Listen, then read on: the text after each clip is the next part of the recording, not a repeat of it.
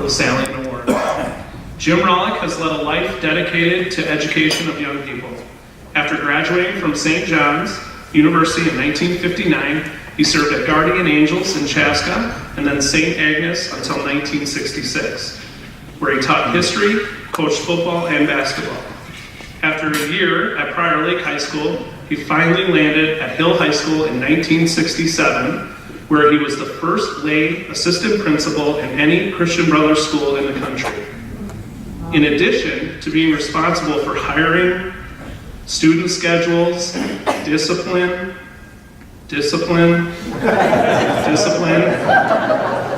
and heading up the Fathers Club, Jim always taught one section of American history so that he could stay in touch with the students.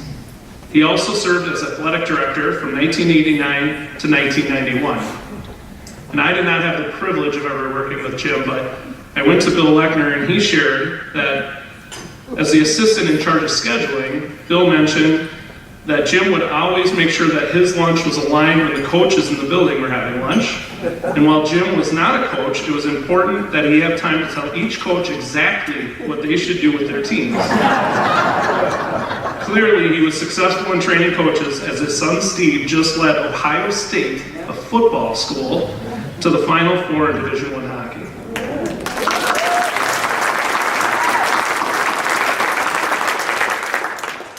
Jim's leadership style was important during his time at Hill Murray. The school had over 1,200 students, and leaders like Jim, Brother Francis, and Jim Johnson were critical to keeping the crowded halls moving. In 24 years, Jim, you touched the lives of more than 25,000 students at Hill Murray. Jim, you were part of a group of administrators who oversaw the school during its heyday. With huge enrollment and a reputation as a true beacon on the east side, we are so pleased to honor you with this award, especially because the Christian Brothers are so near and dear to your heart. Please help me in congratulating Jim Rohlik.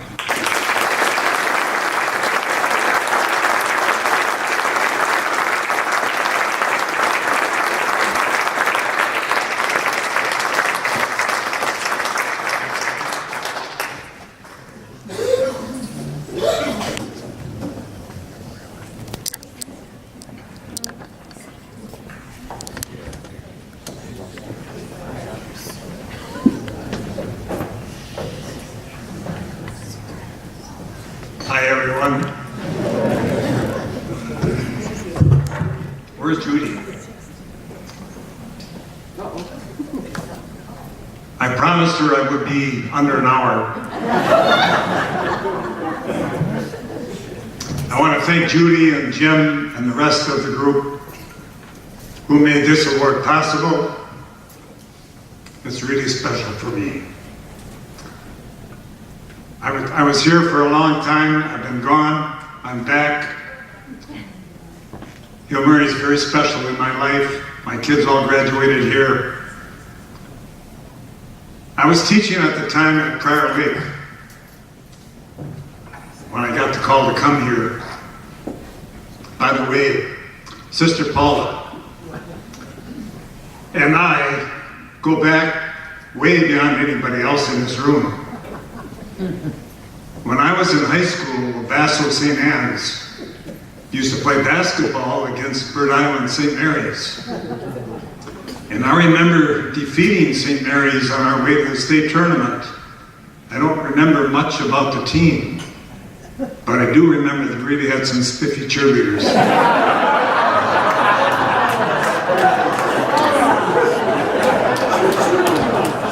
Sister Catherine assures me that Paula was not one of those. But you know what? With her personality, she sure could have been.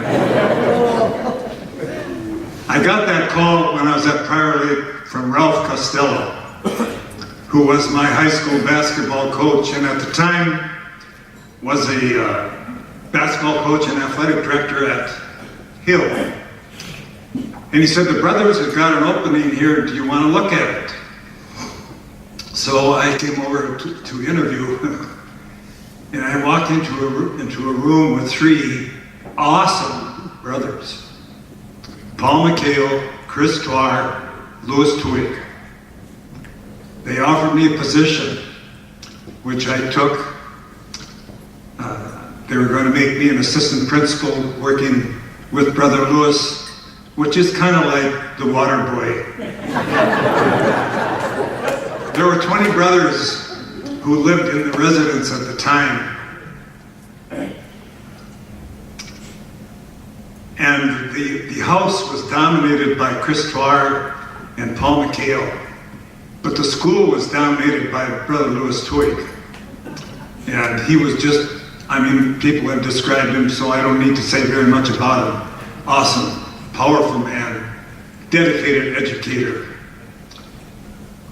Of those 20 brothers living in the residence, in addition to the older men who dominated and controlled and directed, there were some younger ones who were just kind of in the shadows. One was a slightly built little farm boy from Sleepy Eye, Minnesota, who was a science teacher.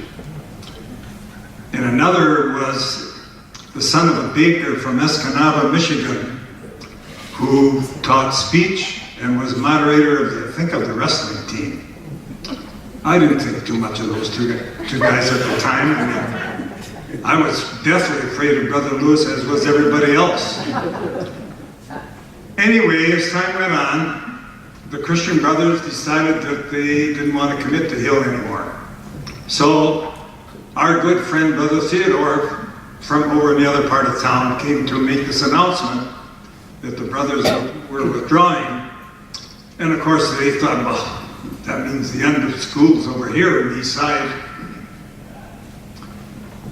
And parents from both organizations and staff got together and somehow or another put together a merger.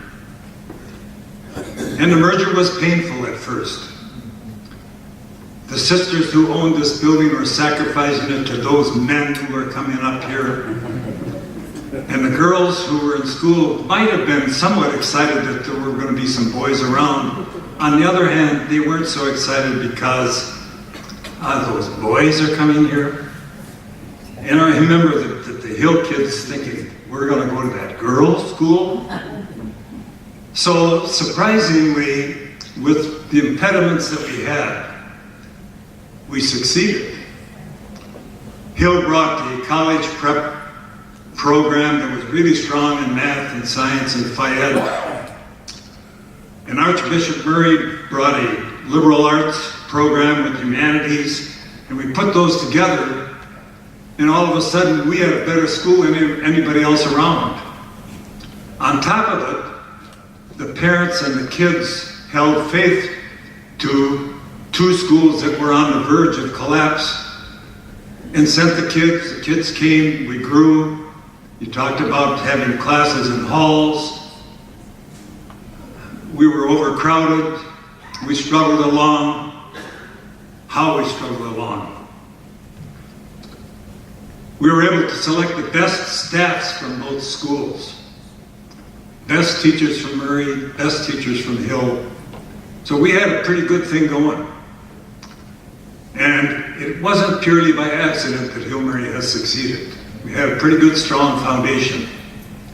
The administration that operated soon developed a reputation, not only locally, but around town, of being extraordinarily effective, strong, unique.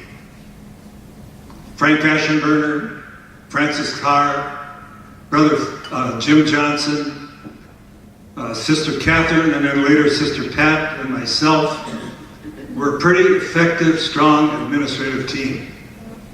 And many of the decisions that were made with consensus of that group. And I remember the years how we struggled with tuition. Oh, we're going to raise tuition $200? Oh, you think tuition is going to go to $1,000?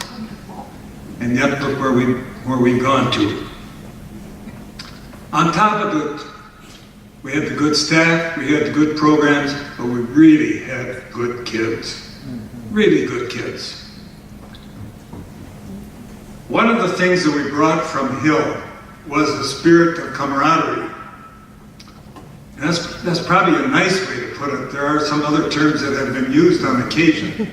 But there's a group in here that were part of that. I'm not sure how they got in tonight, to be honest with you.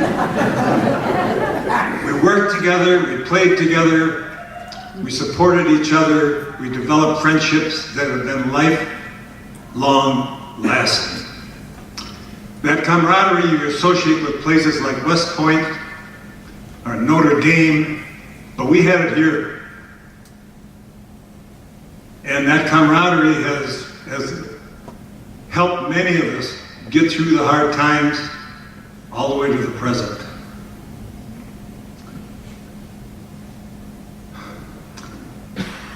Part of that camaraderie resulted in outings.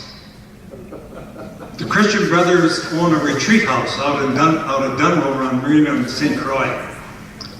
And we used to send kids there, and I think Mike Regan and others remember vividly retreat to Dunrover.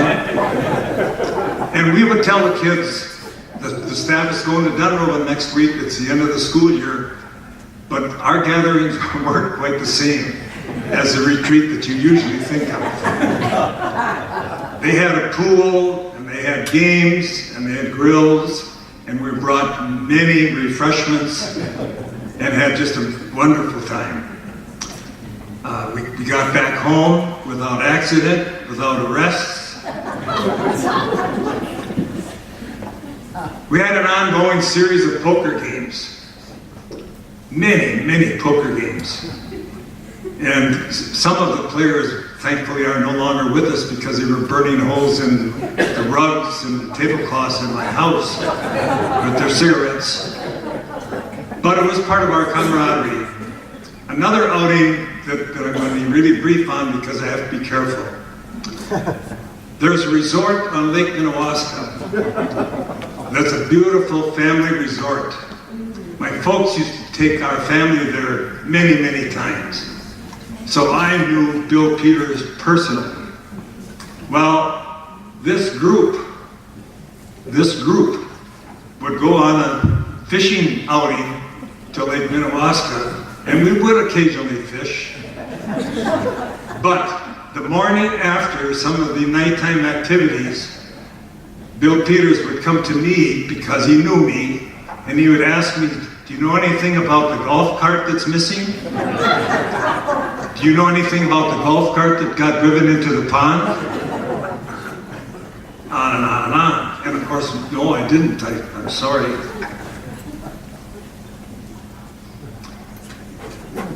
In the early days of Hill, we developed a very strong community spirit.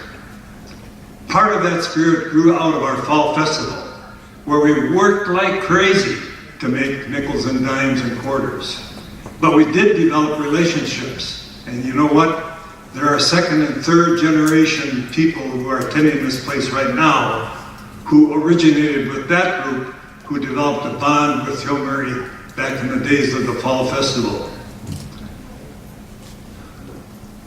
Part of that spirit grew out of things like the dinner theater, where a different clientele of Hill Murray parents came and participated in a dinner that was grilled by a couple of raw-boned, unprofessional staff members. I think Jim Johnson was one of them. I forgot who the other one was. And finally, all of the excitement that we developed with community and school spirit with many athletic activities, homecoming, state tournaments, and all the excitement that brought kind of, in a way, put us on the map and made school fun and exciting, and we were somebody.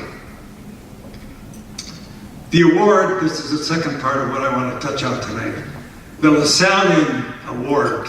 The LaSallian is a term used to describe a person who follows the rules of St. John Baptist de La Salle.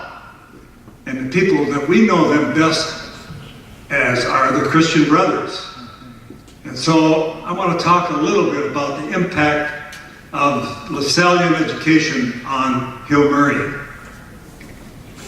These brothers, who, by the way, I forgot to mention, when they announced that the brothers were leaving, that little mild-mannered farm boy said, "You guys, we're not leaving, we're staying."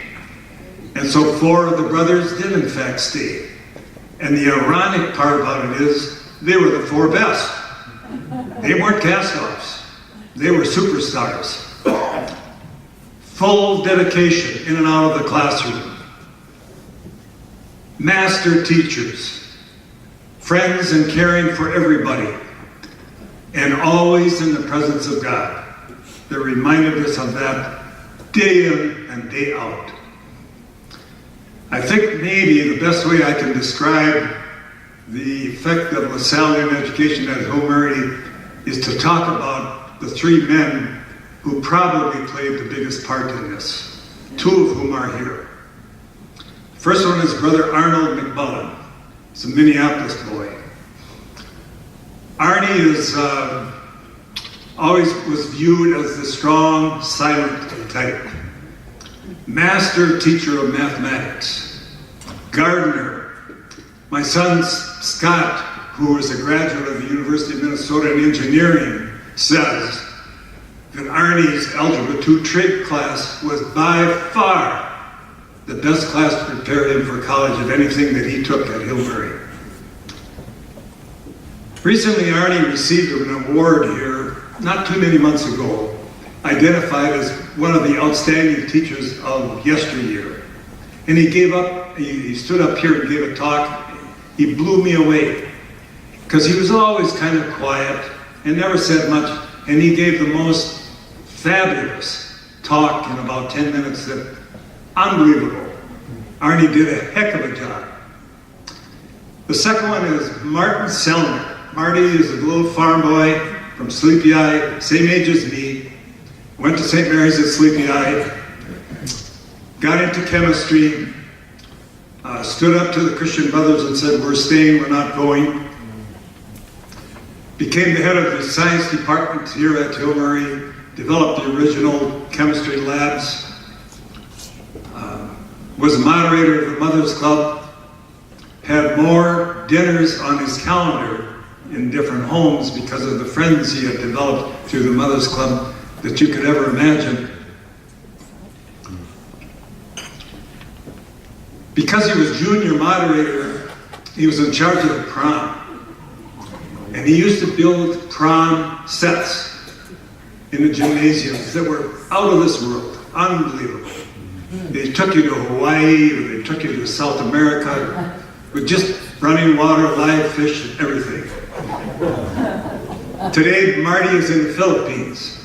He's kind of started a new life. He's working with the Christian Brothers schools down in the Philippines. He's on Facebook. And if you are on Facebook at all, you can see him. Today he wears a white gown, kind of like Pope Francis.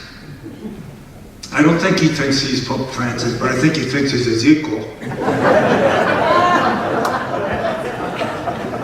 The third, and probably the one that we know best, is Brother Francis Carr. His father was a baker in Escanaba, Michigan. I knew him first as a speech teacher and a moderator of the wrestling team at Hill. At the time of the merger, we had to convince him to become the athletic director.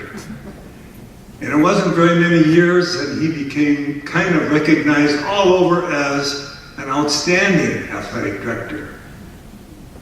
He brought Hill Murray into the Minnesota State High School League. He brought a sport like soccer, men's soccer, to Hill Murray, along with Capuchin priests. He brought women's athletics to Hill Murray. We remember the games at 4-2 and 6-4 and things like that. And he had the uncanny ability of remembering people's names. He knew everybody. And as a result, all of the students developed a bond with Brother Francis. He really cares about me. He knows me. Marvelous talent, Brother Francis. He was the voice of Hill Murray on PA. Every morning and on special occasions, on would come Frank Carr. Upon leaving Hill Murray, it wasn't very long what the Christian Brothers named him the Visitor. Now that's not just any old task. The Visitor is another term for CEO. So he was the boss man of the Christian Brothers. And the Visitor means he goes around checking to see if they're doing what they're supposed to do. But he was so highly recognized and respected that for 10 years he served in that capacity. Marvelous. So it's easy to see why the Christian Brothers, the LaSalle principals, are at the core of Hill Murray High School. They've been gone for over 20 years. And yet, to me, if you walk in the halls, you could see their footsteps. Maybe you could see their shadow on the hall. And maybe you can hear a reverberation of some announcement that Frank Carr just made. That's the LaSalle and the Christian Brothers. We owe them a lot.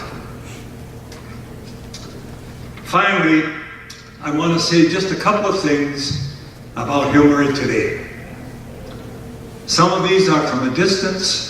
Some of these are from other people who are friends of mine here. Some of these are from my own observations, and they're brief.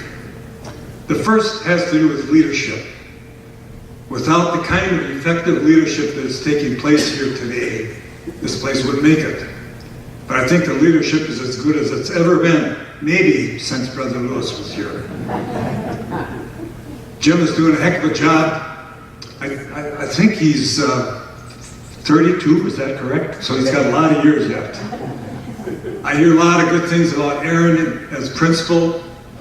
And I think they've done a really smart thing in bringing Jim Wold on board. Jim is a retired superintendent who has served all over the state of Minnesota and can bring a lot to this school in areas of academics and instruction. So leadership. Jim mentioned growing enrollment. That's going against the trend. But it's growing enrollment that does have a concern because the demographics have really changed since the merger began. The East Side is no longer as vibrant as it was then.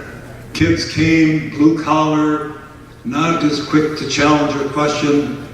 Kids are coming from more affluence today. The whole picture is slightly different, but enrollment is essential. New facilities. I want to make special attention to the Nicholas Center. You know, I spent 11 years at Burnsville High School after I was gone from here. The first year at Burnsville, we graduated 1,000 seniors. And one of the most common complaints, criticisms, coming out of public education directed toward us was, you guys don't do anything for the below average student. You take just the good ones. The rest we got to try to deal with. And so I think the Mike and Jan Johnson Scholarship and the Nicholas Center are going a long ways toward addressing giving help to those kids who really need it to succeed here. There's a lot of technology and innovation taking place here. Got to be competitive. We're competing with 4 or 5 of the biggest and more successful public schools in the area. And yet we're more than holding our own. Integrating computers into classrooms and all of the other innovations that are taking place. And still there's the ongoing emphasis on basic skills, because in fact that's what college are looking for. So kids can't be tied to their phones all the time. They have to learn how to communicate, they have to learn some other skills. We got to work hard at doing that. I think that's happening. So if 100% of the graduates from Hill Murray are going on to college, we must be doing a pretty decent job of developing basic skills, academic rigor. I have 3 suggestions for Hill Murray into the future. One is do everything we can to keep it affordable. And that's why the endowment is so essential, and other programs like it. We can't price ourselves out of the market. We got to figure out a way to provide more and more and more help. Secondly, don't get complacent. I think a common problem, a common habit of educators, especially classroom teachers, is to kind of get complacent and, oh, I'll do what I did yesterday, I'll do what I did last year at the same time. I don't need to bother with that. Don't bother me with some new idea. I got it. Don't get complacent. You got to keep moving forward. If you don't, you're going to slide backward. And finally, everybody here has got to commit to the Catholic principles of the Benedictines and the Christian Brothers for Hail Mary to succeed. And so that brings me to my guests, my family. Scott is here, thankfully. Scott is an engineer, semi-retired. He can fix anything on his schedule. He is extraordinarily talented when it comes to being able to fix it. Shelley, who comes next, and Jim Catronio, another East Sider, have a conflict and couldn't be here. Shelley has 3 grown kids, 2 of whom graduated here. The third one, Lauren, was here for 2 years and left and finished at Woodbury. They have a grandson, so I have a great-grandson. His name is Vincent, Vinny, and they have another one on the way. Shelley and Jim have 3 adult kids, Sid, who graduated from here, JD, who also graduated from here, and Lauren. Third one is Steve. You may have seen him on TV recently. Maybe you saw him when he was smiling. Probably after Thursday, if you saw him, he wasn't smiling so much.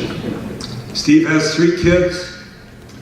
They live in Albany, New Albany, Ohio, which is a suburb of Columbus. A marvelous school system. Erin is in 6th grade. She's a swimmer. She's in chorus. She's in softball. She's straight A. She's like her mom. She's kind of loosey-goosey, laid back, nothing, no hurry. Everything's fine. Annie is 2 years younger, smiles a lot, but has her teeth clenched more like her dad does. And is competitive, is doing really well in school, is very self-assured and very conscious of style. Grady, the little boy, is 8. He's small. A lot like his dad. He sweats all the time. Sweats like a son of a gun when he's coming off the ice or the soccer field. Very competitive, but he's saving all of his academic efforts for next year or some other time. So he's got some catching up to do. Debbie has 2 boys, a freshman at UW-Madison and a junior at Hudson High School, Cole. And tomorrow they play in the U16 National Championship game in Philadelphia. So that's why they couldn't be here. So I was able to watch my kids grow up as I supervised the lunchroom. I don't think they always were really pleased with that, but I thought it was good so I could kind of keep an eye on them. Upon retiring, believe it or not, I went back up in the attic and I pulled out my trombone. Through high school and college, I played in all the bands there were. When I took the teaching and coaching job in Chaska, I put the horn back in the attic and I took it out after 40 years. And so today I play in 3 different bands. That kind of occupies me. I spend time walleye fishing at the cabin, although he's talking about maybe selling it. But I've got to find somewhere else to try to catch some walleyes. And I would play a rubber bridge any time. I have some special friends here, people, family that I want to at least introduce. My 2 sisters, Jane and Larry Koenig, Pat and Bob Hall, Chris Zacher and her friend Doug. Chris lost her mother just a few